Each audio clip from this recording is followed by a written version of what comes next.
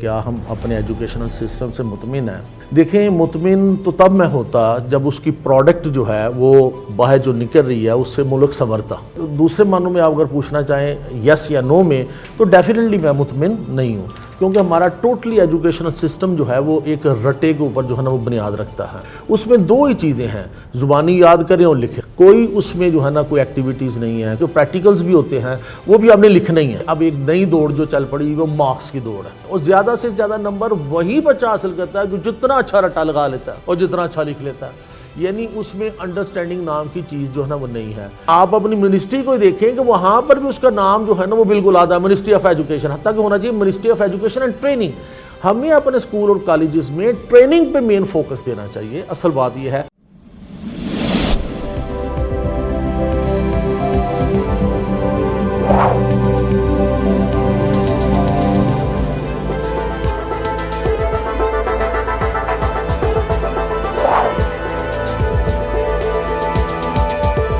السلام علیکم ناظرین، شیئرنگ آف پروفیشنل وزڈم کے ساتھ میں ہوں علی رحمان خالد۔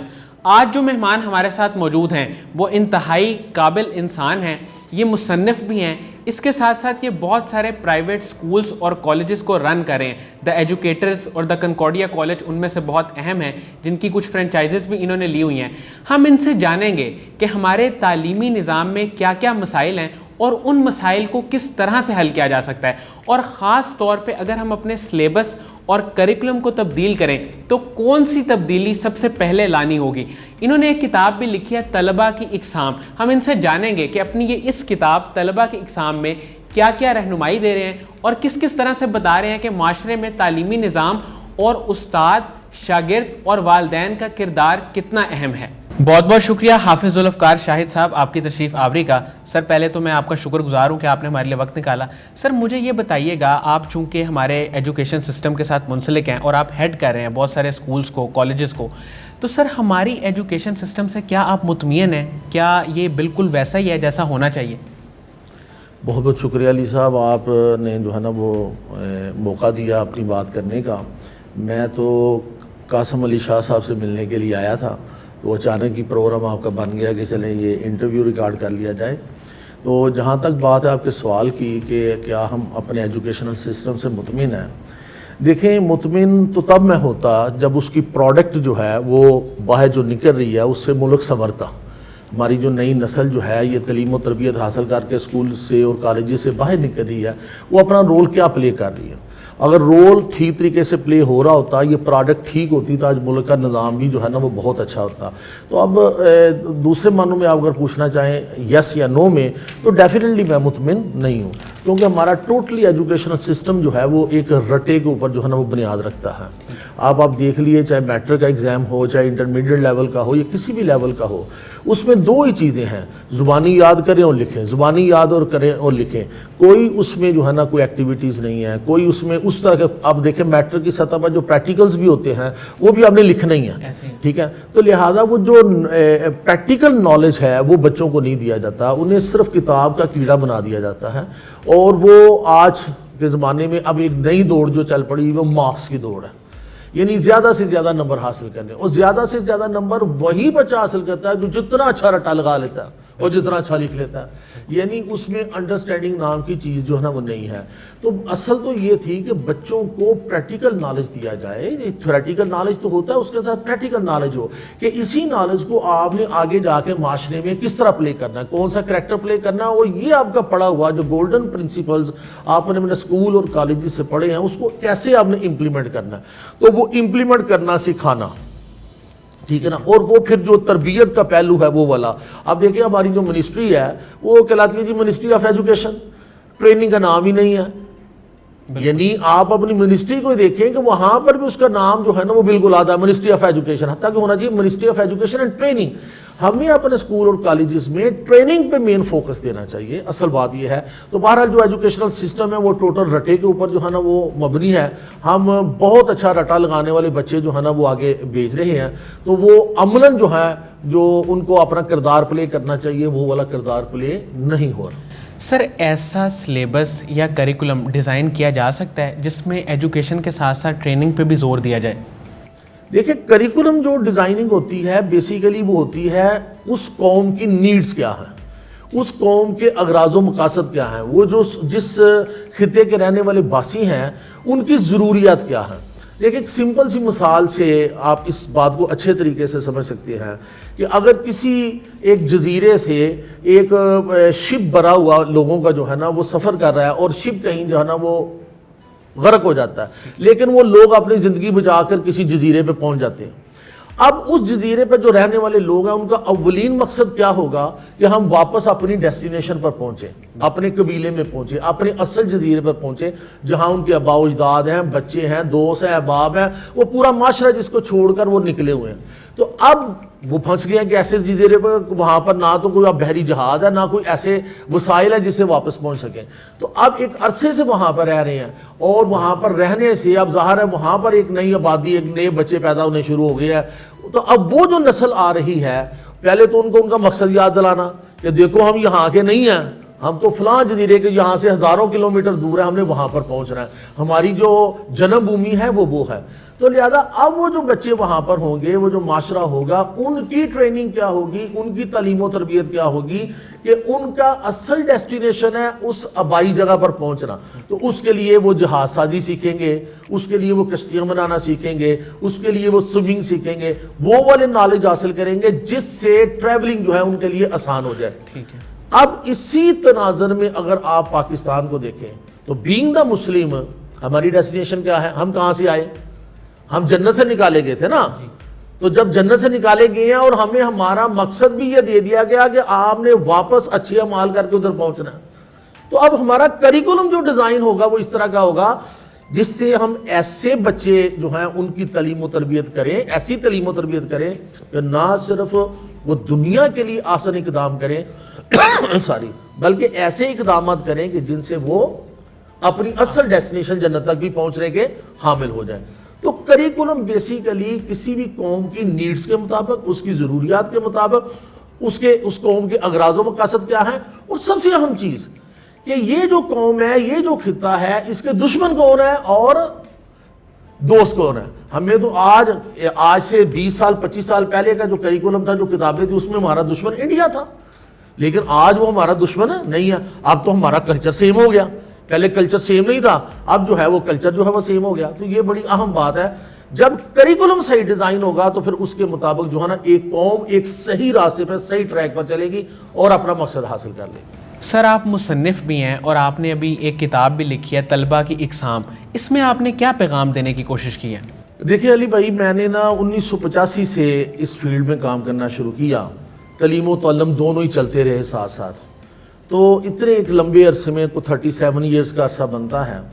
تو اس میں بہت کچھ سیکھا, عملاً سیکھا, بچوں کو پڑھا کر سیکھا. جب ہم بچوں کو پڑھاتے تو ہمیں پتہ چلتا تھا کہ کلاس میں 30 بچے بیٹھے ہوئے ہیں, لیکن 30 کے 30 بچوں کو ایک طریقے سے نہیں پڑھایا جا سکتا, ایک طریقے سے ان کو سمجھ نہیں آتی, وہ انڈرسٹینڈنگ ان کی کلیئر نہیں ہوتی, وہ اچھے مارکس نہیں لے پاتے, وہ اچھے جو ہے نا وہ اچھی انڈرسٹینڈنگ کلیئر نہیں کر پاتے. تو تجربے کے ساتھ, وقت کے ساتھ یہ چیزیں سمجھ میں آئی کہ اللہ تعالیٰ نے جو انسان پیدا کیے ہوئے ہیں ان سب کو ذہنی استعداد ایک جیسی نہیں دی ہوئی. بعض کی تعلیمی ذہانت بہت زیادہ ہوتی ہے, بعض کے پریکٹیکل نالج کے حوالے سے ان کے معاملات بہت اچھے ہوتے ہیں.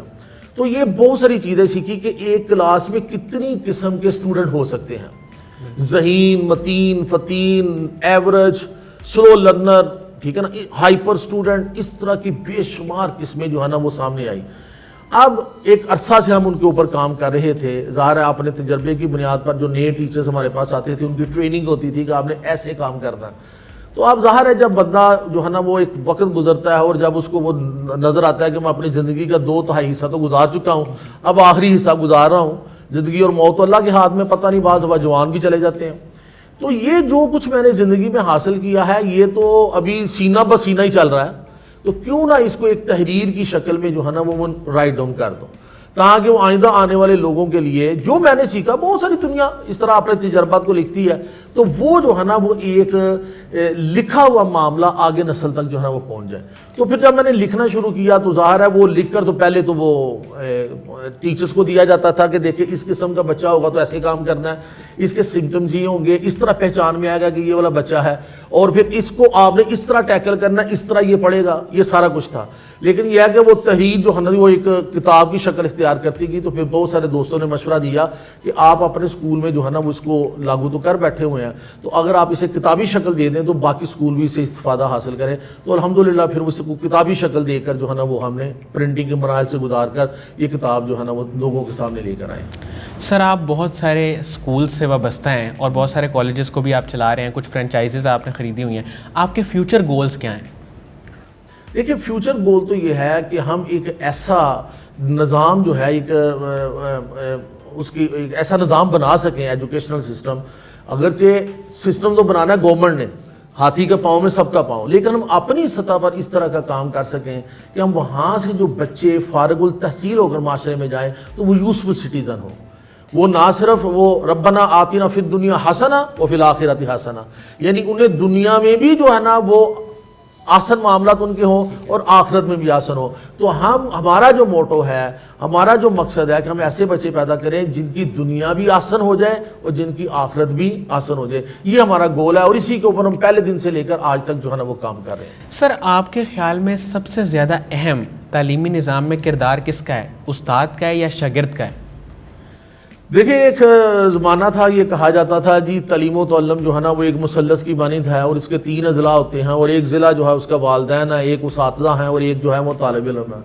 میرا خیال ہے کہ اب یہ معاملہ بھی ختم ہو گیا ہے، کیونکہ اب لاکھ والدین کیا چاہیں، استاد کیا چاہے، بچہ کیا چاہے، لیکن معاشرہ کیا چاہتا ہے، ٹھیک ہے نا۔ اب معاشرے میں جو آپ نے ہاتھ میں ایک اینڈرائڈ موبائل دے دیا بچے کے، چاہے وہ ایجوکیشن کے لیے ہی دیا، تو وہ تو پوری دنیا اس کو کیا سکھا رہی ہے، پوری دنیا اس کو کیا سکھا۔ لہذا اب جو رول ہے نا وہ بہت وسیع ہو گیا۔ ٹھیک ہے بچے کا رول بہت اہم ہے، یعنی بچہ اگر پڑھنا ہی نہ چاہے تو اس کو کس نے پڑھانا ہے؟ استاد کا رول بڑا اہم ہے کہ وہ بچے کو صحیح راستے پر لے کے جاتا ہے، صحیح ٹریک پر لے کے جاتا ہے۔ والدین ان دونوں کو سپورٹ کر رہے ہوتے ہیں، ان دونوں سے مسلسل رابطہ ہوتا ہے کہ یعنی بچے کو وہ روزانہ دیکھتے ہیں کیا پڑھ رہا ہے، کیا پڑھ کے آیا ہے، کس طرح کی ایکٹیویٹیز ہیں اس کی، اور استاد کو بھی گاہے بگاہے ملتے رہتے ہیں تاکہ پتہ چلتا رہے کہ بچہ صحیح کام کر رہا ہے کہ نہیں کر رہا۔ لیکن اب ان 3 لوگوں کے علاوہ جو چوتھا ہمارا معاشرہ ہے، ہمارا جو ملٹی میڈیا ہے، ہمارا جو سوشل میڈیا ہے، یہ بچے کو کیا سکھا رہا ہے؟ اس میں اب بڑا اہم رول استاد کے ساتھ ساتھ والدین کا بھی ہو گیا کہ والدین اب گھروں میں بچوں کو دیکھیں کہ بیشک آپ نے ان کو لیپ ٹاپس دیے ہوئے ہیں، بیشک آپ نے ان کو موبائلز دیے ہوئے ہیں، جی آن لائن اسٹڈی ہو رہی ہے، سب کچھ ہو رہی ہے، کیا آپ اپنے کچن میں سے، آپ کے باقی معاملات میں سے ٹائم نکال کے ہر آدھے گھنٹے کے بعد 15-20 منٹ کے بعد بہانے سے بچے کے قریب سے چکر لگا کے نکلتے ہیں کہ پتہ چلے بچہ پڑھ رہا ہے یا کیا کر رہا ہے؟ ٹھیک ہے نا۔ تو یہ بہت اہم ہے کیونکہ اب دنیا اسے کیا سکھا رہی ہے، ٹھیک ہے نا، اس کا اثر بھی زائل کرنا ہے۔ اس بچے کو ہم نے اس قابل بنانا ہے کہ جب وہ سوشل میڈیا پہ کوئی چیز دیکھے تو وہ اس میں ڈفرنس بنا سکے کہ یہ اچھی ہے اور یہ بری ہے، اس کو میں نے اختیار نہیں کرنا، اس کو میں نے دیکھنا ہے، ٹھیک ہے نا۔ تو یہ اب رول جو ہے نا ہر ایک کا بڑا اہم ہے، اسٹوڈنٹ کا رول ہے، ٹیچر کا رول ہے۔ میں سمجھتا ہوں موجودہ زمانے میں پیرنٹس کا رول اب بہت زیادہ اہم ہو گیا، کیونکہ بچہ اسکول میں تو گزارتا ہے 4 گھنٹے 5 گھنٹے، باقی 19 گھنٹے اس نے گھر میں گزارنے ہوتے ہیں۔ پھر سنڈے اور سیٹرڈے کو چھٹیاں وہ بھی اس نے گھر میں گزارنی ہیں، سمر ویکیشن کی چھٹیاں وہ بھی گھر میں، ونٹر ویکیشن کی چھٹیاں وہ بھی گھر میں، ایگزامز کی چھٹیاں وہ بھی گھر میں، تہواروں کی چھٹیاں وہ بھی گھر میں، یعنی تو وہ آدھے سے زیادہ سال تو والدین کے ساتھ ہی گزارتا ہے۔ تو 24 آورز اپنے والدین کی نظر میں رہنا چاہیے، ٹھیک ہے نا۔ بچہ جو ہے نا اگر رات بھر جاگ رہا ہے تو کیا وہ پڑھ رہا ہے یا کہ وہ سوشل میڈیا کے ساتھ کھیل رہا ہے، ٹھیک ہے۔ تو یہ بہت اہم ہے۔ تو میں سمجھتا ہوں اب موجودہ زمانے میں والدین کا کردار سب سے زیادہ اہم ہوگا۔ سر قاسم علی شاہ صاحب کی فاؤنڈیشن ہے، ان کی کتابیں بھی ہیں، ویڈیو لیکچرز بھی ہیں، ان کے بارے میں، ان کے کام کے بارے میں آپ کیا کہیں گے؟ الحمدللہ جی قاسم علی شاہ تو ایک لیجنڈ ہے، ایک جو ہے نا کبھی ایک زمانہ آئے گا جب آج کے زمانے میں موجودہ زمانے میں ماشاءاللہ ان کو یاد کیا جاتا ہے، پوری دنیا میں وہ سوشل میڈیا کے تحت جو ہے نا وہ پہنچ گئے ہوئے ہیں. اور مجھے ایک عرصہ دراز ہو گیا ہے کہ میری جب فرسٹ ملاقات ہوئی تھی قاسم علی شاہ صاحب کے ساتھ، تو اس کے بعد آج ایک بہت عرصے کے بعد غالباً آئی تھنک 14-15 سال کے بعد ملاقات ہو رہی ہے. میں قاسم علی شاہ کو روز ہی ملتا ہوں. بظاہر یہ عملی ملاقات آج ہے، لیکن میں روزانہ یوٹیوب پر ان سے ملتا ہوں، فیس بک پر ان سے ملتا ہوں، ان کے لیکچر سنتا ہوں. تو کمال چیز ہے جی، بہترین وہ علم کے موتی، حکمت کے موتی جو ہم وہ بکھیر رہے ہیں معاشرے میں، جو ان سے فیض حاصل کرنا چاہے. تو قاسم علی شاہ ایک لیجنڈ ہے بیسیکلی، ٹھیک ہے نا. یہ بہت بڑا اثاثہ ہے ہمارے معاشرے کا، بہت بڑا اثاثہ ہے. تو الحمدللہ اب زمانہ وہ ہے کہ جیسے قاسم علی شاہ صاحب سے بھی بات ہو رہی تھی، وہ بتا رہے تھے کہ اب اگر کوئی زمانے میں کہے جی میں بہت قابل تھا لیکن مجھے وہ جو ہے نا وہ پہچان نہیں ملی، اب وہ بات نہیں رہی. اب وہ اپنی بات جو ہے وہ سوشل میڈیا پہ کر سکتا ہے، اگر اس کے اندر کوئی چیز ہے تو لوگ اس کو پہچانیں گے، ٹھیک ہے نا. اور قاسم علی شاہ الحمدللہ زندہ مثال ہے، ٹھیک ہے نا. سوشل میڈیا پر آئے اور وہ چھا گئے الحمدللہ. بہت بہت شکریہ حافظ ذوالفقار شاہد صاحب، آپ کی تشریف آوری کا، آپ نے ٹائم نکالا. ناظرین، مجھے امید ہے کہ جو لوگ ایجوکیشن سسٹم کے بارے میں اور خاص طور پہ جو تعلیمی نظام میں ایک تربیت کا فقدان ہے اس بارے میں جاننا چاہتے ہیں، ان کے لیے انٹرویو انتہائی مفید ثابت ہوگا. بہت بہت شکریہ، اپنا بہت ہی خیال رکھیے گا. اللہ حافظ.